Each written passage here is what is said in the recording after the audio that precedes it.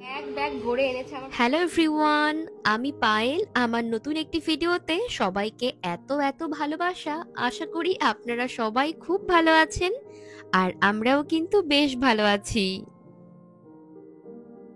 আমাদের বাড়ির একটা কোণে একটা বিশাল সাইজের শিউলি ফুল গাছ আছে। সেই শিউলি ফুল গাছখানাকে আমি অনেক ছোটবেলায় রোপণ করেছিলাম, তাও আবার খেলার ছলে কাদামাটির মধ্যেই। শিউলি ফুলের মৌসুমে প্রায় প্রত্যেক সকালে মা একটা ঝুড়ি ভরে ভরে ফুল তোলে, কিন্তু এখন যেহেতু শীতকাল তাই জন্য ফুলের সংখ্যা অনেক কম। বাড়িতে আসার পর বৌদি আর মা মিলে আমার অভ্যাসগুলোকে যে কত পরিবর্তন করে দিয়েছে জানি, এগুলো সবই বদ অভ্যাস। কিন্তু বছরভর কিচ্ছু না পাওয়ার পরে মায়ের এসব আদর আহ্লাদ আমার কিন্তু বেশ ভালোই লাগছে। প্রায় সকাল 9:30 নাগাদ আমি ঘুম থেকে উঠেছি, ততক্ষণে মায়ের অর্ধেক রান্নাবান্না শেষ। এখন মা একটুখানি বিউলি ডাল রান্না করবে, তাও আবার সেটা শীতের মূলো দিয়ে। এই মূলো নামক সবজিখানা আমার ভীষণ নাপাসান্দ একখানা সবজি ছিল বিদেশে যাবার আগে, কিন্তু ওখানে যেসব সাধারণ জিনিসও আমি পাই না সেগুলো যেন আমার কাছে এখন ভারী প্রিয়। ওদিকে মা রান্নাবান্না করছে। এখন চলুন আমাদের উপরের ঘরগুলোতে যেসব কাজ হচ্ছে সেগুলো আপনাদেরকে একটুখানি দেখিয়ে আনি। ইউটিউবের এই বেশি সময়ের ভিডিওগুলোতে আপনারা অনেকেই বলছেন হোম ট্যুরের ভিডিও দিতে। আসলে আমাদের বাড়ি ঘরে এখন যেহেতু অনেক কাজকর্ম হচ্ছে, মানে ওই রাজমিস্ত্রি, রং, টাইলস এগুলো সব কাজ চলছে, তো তার জন্য স্বাভাবিকভাবেই বাড়িঘর এখন ভীষণ অগোছালো, আর সেটা দেখানোর মতো নয় বলেই আমি না ঠিক দেখিয়ে উঠতে পারছি না। কিন্তু তারপরেও সবার এত অনুরোধ, আমি কি না রেখে থাকতে পারি? তার জন্য যেটুকু যা কাজ হচ্ছে, নিচের ঘরগুলো তো খুবই অগোছালো, তাই জন্য ওপরের যেটুকু যা কাজ হচ্ছে সেটাই আপনাদেরকে শেয়ার করব। মোটামুটি উপরে যে ঘরগুলি তৈরি হচ্ছে তাদের মধ্যে দুটি রয়েছে বেডরুম, আর একটি রয়েছে পেল্লাই সাইজের একটি হল রুম বা বলতে পারেন লিভিং রুম। উপরের ঘরগুলোর সঙ্গে সঙ্গে নিচের কয়েকটি ঘরেও কিন্তু রঙের কাজ চলছে, তো তার জন্য ভীষণ স্বাভাবিকভাবেই প্রচন্ড ধুলোবালির উৎপাত হয়, আর তাই জন্য বাড়ির সমস্ত সদস্যের জুতো চটি যাই বলুন না কেন সব চলে এসছে এই উপরের ঘরগুলোতে। তবে আমাদের গোটা বাড়িখানাতে মোট ওয়াশরুমের সংখ্যা হলো 3টি, তাই জন্য আলাদা করে কোনো অ্যাটাচ বাথরুম বা ওয়াশরুম আলাদা বেডরুমগুলোর সঙ্গে তৈরি করা হয়নি। ওই যে সবুজ রঙের যে একতলা ঘরখানা দেখতে পেলেন এইমাত্র, ওইটি হলো আমাদের আরো একটি রান্নাঘর। ওখানেই বর্তমানে সমস্ত রকমের রান্না বান্না বা যাবতীয় সমস্ত রান্না বান্নার সামগ্রী ব্যবহারের সবকিছুই থাকে, আর ওখানেই আমাদের খাওয়া দাওয়া গুলো হয়। এখন আমরা যে বেডরুম খানাতে রয়েছি, দুটো রুমের মধ্যে এটাই হলো সব থেকে বড়। ভবিষ্যতে এটাই দাদার দ্বিতীয় বেডরুম হিসাবে পরিচয় পাবে। পাশের ঘরটির মতো এই ঘরটিতেও বেশ বড় বড় দুখানা বক্স উইন্ডো রয়েছে, আর যেগুলিতে অলরেডি গ্রিল এবং টাইলস দুটোই লেগে গিয়েছে।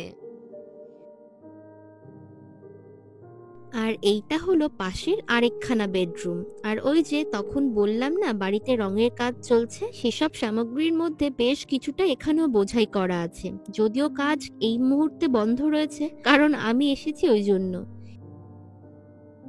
আর এই টাইলস গুলো ভীষণ সুন্দর গ্লসি ফিনিশ রয়েছে, কিন্তু যে কোনো জিনিস সাজিয়ে গুছিয়ে রাখলে তবেই তার সৌন্দর্য বা শোভা বৃদ্ধি পায়। এখন যেহেতু একেবারেই অগোছালো, চারিদিকে ময়লায় পরিপূর্ণ, তাই জন্য অতটাও ঠিক ভালো করে বোঝা যাচ্ছে না। গোটা এই ঘরখানাকে সাজিয়ে তুলতে এখনো অনেক দিন বাকি, কারণ কাঠের কাজ, ইলেকট্রনিক্স, রং, এছাড়াও আসবাবপত্র সবই কিন্তু বাকি। এখন চলুন সিঁড়িগুলোর এই একটার পর একটা ধাপ পেরিয়ে আমরা ছাদের উপরে যাই।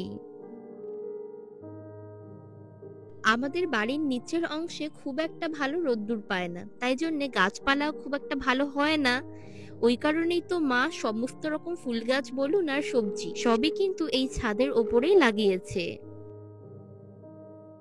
খুবই অল্প ফোটে জানি, কিন্তু এত ছোট গাছে ফুল ফুটলে ভারী সুন্দর দেখা যায়। আর রংগুলো দেখুন কি দারুণ, তাই না? তবে জানেন তো এই ফুলগুলো কিন্তু দেশি নয়, এগুলো হলো হাইব্রিড জবার প্রজাতি। এখন আমি আর বৌদি আছি ছাদের উপরে। চলুন, বৌদি তো বৌদির কাজগুলো সেরে নিল, আর এদিকে আমি ফুলগুলো তুলে নিয়ে নিচে যাই। ওদিকে আমার বান্ধবীর আবার একটু পরেই আসার কথা রয়েছে। গতকাল রাতে আমার বান্ধবী আমাকে ফোন করেছে, মানে এখন যার হাতে ক্যামেরা সে হলো আমার বান্ধবী, কিন্তু সে তার ফেস দেখাতে অনিচ্ছুক। তো যাই হোক, তাকে আমাকে রাত্রেবেলায় ফোন করে বলছে, কি রে তুই কি খেতে চাস বল, দেশে এসেছিস এতদিন পরে। আমি বললাম যা তোর যা ভাল লাগে তুই খাওয়াস। আর আপনারা সবাই জানেন যে আমি শাক সবজি এগুলো খেতে ভীষণ ভালোবাসি। ক্যামেরার সামনে থেকে হাত ছড়া ভাই তুই। হ্যাঁ ঠিক আছে, তো তার জন্য আমি যেহেতু ওগুলো খেতে ভালোবাসি, তো তার জন্য ও আমার জন্য এরকম এক ব্যাগ জিনিসপত্র নিয়ে এসছে। আসুন দেখবেন এর মধ্যে কি কি আছে। আর দেখা, এই যে আমার বান্ধবীদের গাছের কলা, এবার যা দূরে যা। এই যে বান্ধবীদের গাছের কলা, এরকম একদম অর্গানিক সব কলা, এর মধ্যে কোনো কীটনাশক কিচ্ছু দেয়া নেই, ভীষণ অর্গানিক, একদম মানে একদম বাড়ির ওয়েতে তৈরি করা, একদম গাছ পাকা কলা। আর এনেছে, দাঁড়া এর মধ্যে রাখবো। আর এনেছে এক ব্যাগ ভর্তি কমলি শাক, আর এনেছে হেলেঞ্চা শাক বা হিঞ্চে শাক। আপনারা অনেকেই হেলেঞ্চা শাককে হিঞ্চে বলে চেনেন, তো সেই হিঞ্চে শাক বা হেলেঞ্চা শাক। আর এনেছে কলমি শাক না কলমি শাক, হ্যাঁ কলমি শাক এনেছে। যাই হোক, এর এক ব্যাগ ভরে এনেছে আমার কাছে উপহারের অর্থ সবসময় দামি কোনো বস্তু নয়। একটি মানুষ যখন তার মূল্যবান সময়ের মধ্য থেকে শুধুমাত্র আপনার জন্য, আপনি কি ভালোবাসেন, আপনি কি পছন্দ করেন এটা ভেবে কিছু আনে, তার অর্থ আপনি বুঝবেন সে আপনাকে নিয়ে কতটা চিন্তিত। বাজার থেকে এসব কলা শাকসবজি সবই তো আমি কিনতে পারি, কিন্তু আমার বন্ধু যে ভালোবাসা নিয়ে আর ভাবনা নিয়ে আমার জন্য এনেছে, তার কদর আমি কিভাবে না করে থাকি। দুপুর এখন প্রায় 1:30 মতো বাজে। স্নানের পর এখন এসেছি রান্নাঘরে। মা কত কিছু গুছিয়ে একটা থালা সাজিয়েছে দেখুন।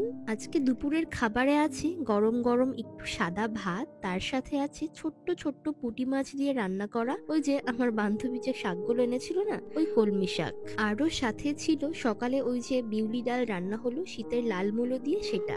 আরও ছিল ছোট্ট ছোট্ট কচি ওলকপি দিয়ে রান্না করা ইলিশ মাছের পাতলা একখানা ঝোল।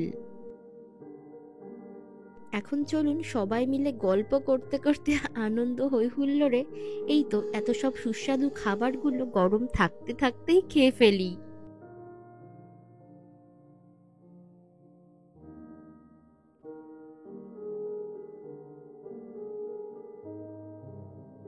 সত্যি গো মা, একা একা রান্না করে খাওয়ার তো আনন্দ নেই, যেটা মা রান্না করে দিলে মজা লাগে বৌদি। তাই তো, যে কোনো সাধারণ খাবার অমৃত সম মনে হয়। এক জায়গা থেকে অন্য জায়গায় এসেছি বলে প্রথম কটা দিন আমার একটুখানি হজমে সমস্যা হয়, তাই জন্য শশা খাবারের তালিকায় থাকেই। সেই সাথে আজকে সন্ধ্যাবেলায় আমি সবার জন্য এরকম টক মিষ্টি স্বাদের ম্যাগি স্যুপ বানিয়েছিলাম। চলুন এটা সবাই মিলে খেয়ে দেখুক কেমন হয়েছে। আর আজকের ভিডিওখানাও এখানেই শেষ করছি। সবাই খুব ভালো থাকবেন, সুস্থ থাকবেন, দেখা হচ্ছে পরবর্তী ভিডিওতে।